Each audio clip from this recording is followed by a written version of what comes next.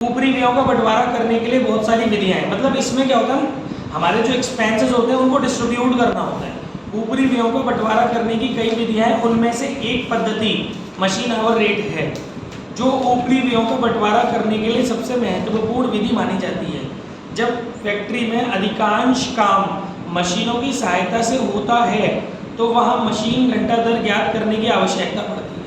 मतलब जब हमारी फैक्ट्री में ज़्यादातर काम मशीनों की मदद से करते हैं तो वहाँ पर हम machine hour rate find out करते हैं। अर्थात कारखानों में मशीनों के संचालन के दौरान प्रत्येक मशीन पर 1 घंटे में जो खर्च आता है उसी को मशीन आवर रेट कहते हैं। मशीन घंटा दर, मशीन को चलाने में 1 घंटे में जो भी हमारी लागत आ रही है, जो भी हमारा व्यय आ रहा है, जो भी हमारी 1 घंटे की दर आ रही है, मतलब 1 घंटे की खर्चा, वो हमारा मशीन आवर रेट कहलाता है। इस प्रकार मशीन के संचालन से संबंधित समस्त ऊपरी व्ययों को जोड़कर, मतलब मशीन चलाने में जितना भी खर्चा हुआ है, चाहे वो डायरेक्ट एक्सपेंसेस हो, चाहे वो इनडायरेक्ट एक्सपेंसेस हो, चाहे वो फिक्स्ड खर्चे हो, चाहे वो वेरिएबल खर्चे हो, उसमें मशीन ने जितने घंटे काम किया है उसका भाग देकर जो रकम आती है उसे ही मशीन आवर रेट कहते हैं। तो मशीन आवर रेट का फॉर्मूला भी दिया हुआ है इसके अंदर, machine hour rate is equal to total overheads upon working hours.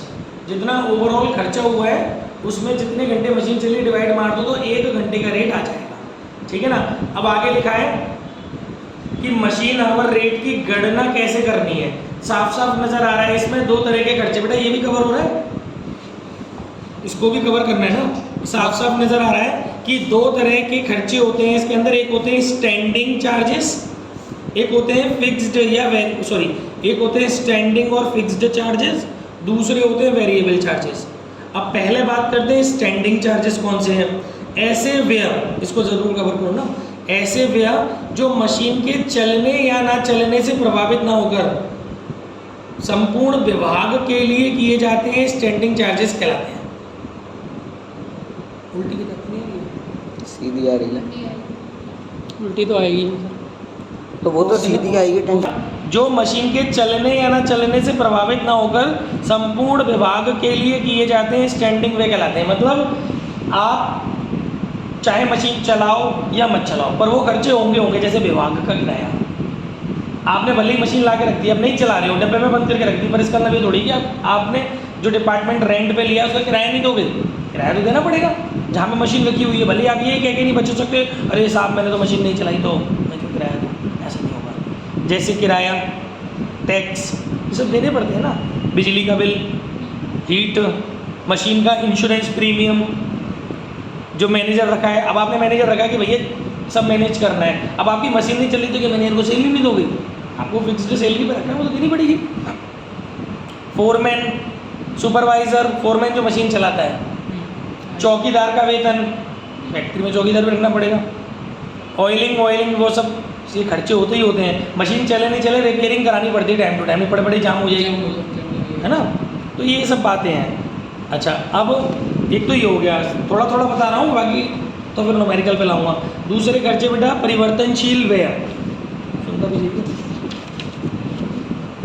ये परिवर्तनशील व्यय या मशीन व्यय, ऐसे व्यय जो मशीन के चलने से संबंधित होते हैं उन्हें परिवर्तनशील व्यय कहा जाता है। ये व्यय प्रत्येक मशीन के लिए अलग अलग दिए होते हैं, इसीलिए इनके विभाजन की समस्या उत्पन्न नहीं होती। परिवर्तनशील व्ययों के अंतर्गत ह्रास, भाई मशीन पर जो डेप्थ लगती है वो वेरिएबल होती है, फ्लक्चुएटिंग होती है, क्योंकि ज़्यादातर डेप्थ जो होती है वो चलने बेसिस पर होती है, टाइम बेसिस या रन बेसिस पर होती है। इतने घंटे चली मशीन तो इतना डेप्थ लग गया, इतने साल चली तो इतना डेप्थ लग गया। ह्रास, मरम्मत भी जो होती है ज़्यादातर चलने पे होती है, ज़्यादा मशीन चलती है ज़्यादा बार रिपेयर करानी पड़ती है, वो तो फिक्स्ड हो गई। ऑयलिंग बाकी रिपेयर मशीन पे चलने पर ही है, तो अगर आप मशीन को बहुत ज़्यादा यूज़ करोगे तो बार बार रिपेयर भी करानी पड़ेगी फिर आपको।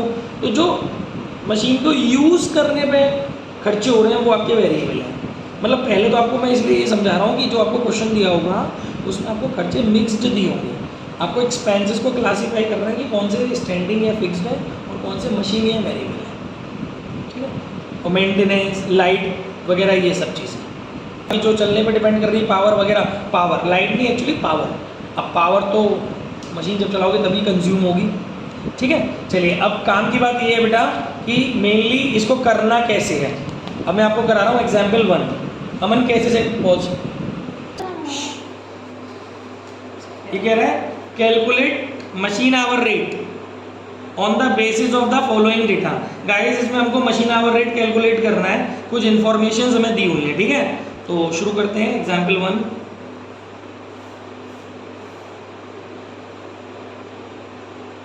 देखो सबसे पहले क्या होता है, इसमें आपको एक बेस पीरियड फाइंड करना होता है।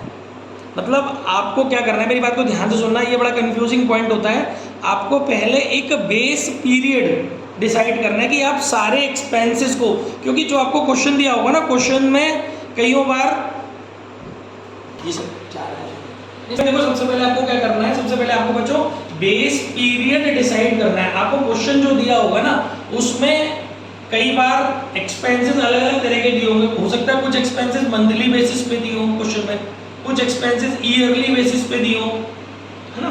तो आप एक बेस पीरियड बना लेंगे। वो क्वेश्चन पढ़ के लग जाता है कि हमें क्या बेस पीरियड मानना है। ज्यादातर 1 मंथ माना जाता है या ज्यादातर 1 ईयर बेस पीरियड माना जाता है। बेस पीरियड मानने से क्या होगा कि सारे के सारे एक्सपेंसेस आप उसी बेस पीरियड के अकॉर्डिंग इसमें डालेंगे। अगर कोई क्वेश्चन, जैसे सपोज एक एग्जांपल दे रहा हूं, आपने बेस पीरियड 1 ईयर मान लिया, तो आपको कोई एक्सपेंसेस अगर 1 मंथ का दिया हुआ तो आपको उसको 1 ईयर में कन्वर्ट करना पड़ेगा। और सपोज आपने बेस पीरियड 1 मंथ मान लिया और आपको कोई एक्सपेंसेस क्वेश्चन में 1 ईयर का दिया हुआ तो आपको उसको 1 मंथ में कन्वर्ट करना पड़ेगा। मतलब जो आपने बेस पीरियड माना है उसके बेसिस पर सारे खर्चे यहाँ पर रखे होंगे, ठीक है।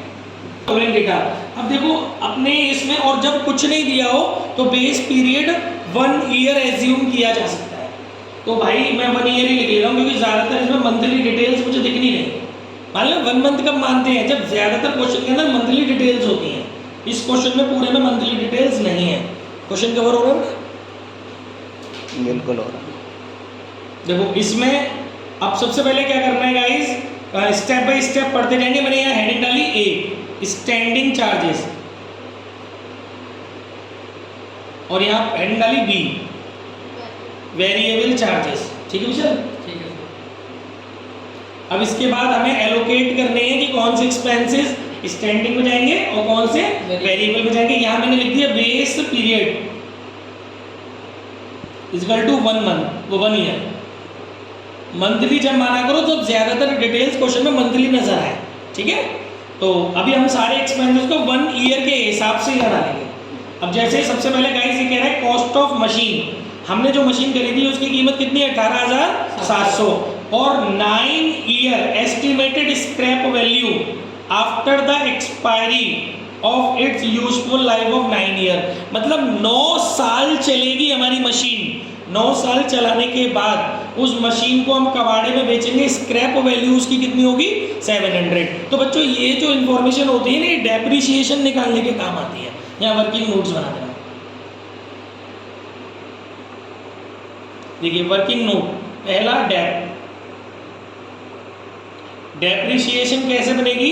डेप्रिसिएशन बनाने के लिए क्या करना है, फॉर्मूला होता है डेप निकालने का, cost minus scrap value upon life, ठीक है। कॉस्ट कितनी दी है बेटा मशीन की, 18,700, स्क्रैप वैल्यू कितनी दी है, 700, लाइफ दी है 9 ईयर। तो 18,000 divide by 9 equal to 2,000 rupees year की डेप हो गई। और आपने ईयर के बेसिस पर ही माना है ना। और देखो डेप्रिसिएशन को वेरिएबल पे निकालना, जब इस फॉर्मूले का यूज करो वेरिएबल में डालना। ब्लैक पेन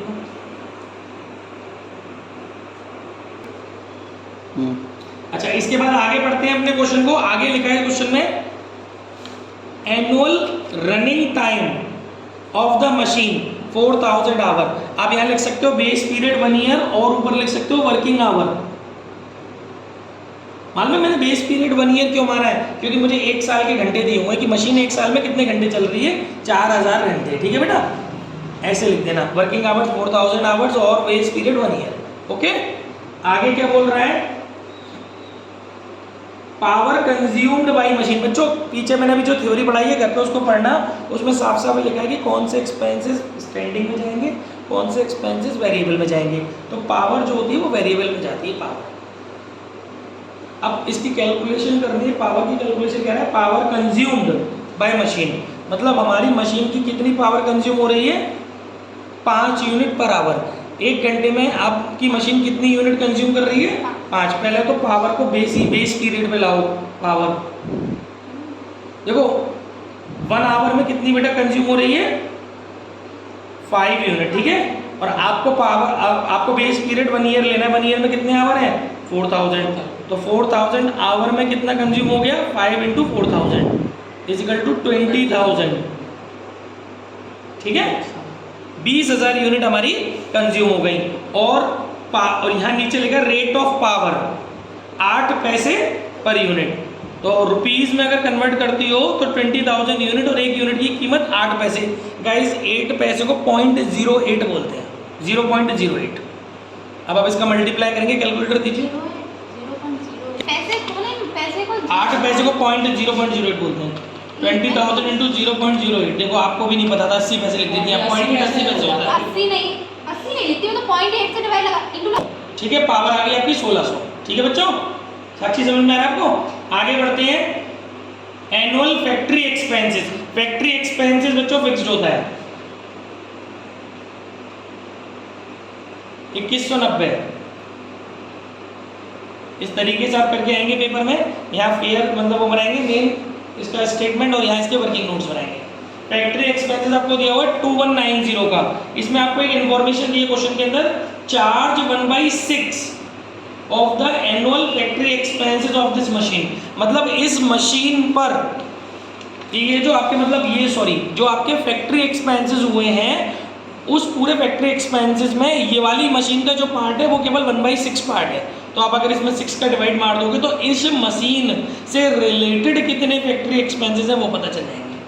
2190 डिवाइड 6 यानी कि 365, वो आपका आ गया फैक्ट्री एक्सपेंसेस, ठीक है। Guys question has finished, now time to close the question. तो टोटल स्टैंडिंग चार्जेस ये हो गया 365, टोटल वेरिएबल